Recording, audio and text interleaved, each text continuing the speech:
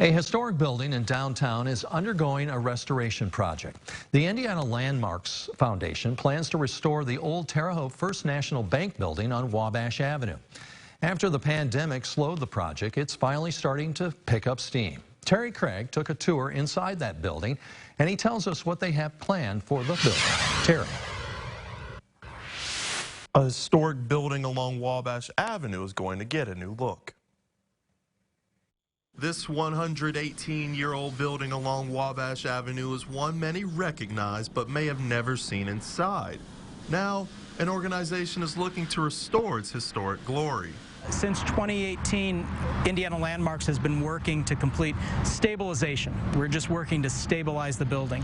After numerous uses over the course of a century, the building has been vacant since 2008 and is showing signs of wear and tear. Indiana Landmarks acquired the building in 2015 to avoid it being demolished.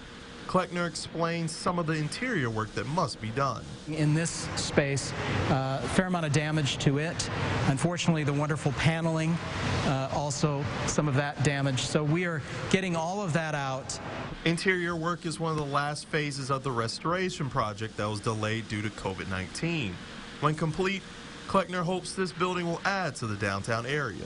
I think many people who know downtown know that Terre Haute has lost a lot of its historic fabric in downtown. It makes the remaining historic buildings all the more important. As for the use of the building, Kleckner says that will be decided after the restoration project is complete.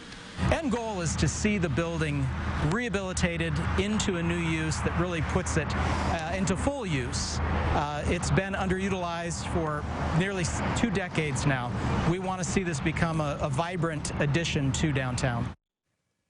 Kleckner says he hopes to have the restoration project complete sometime in July.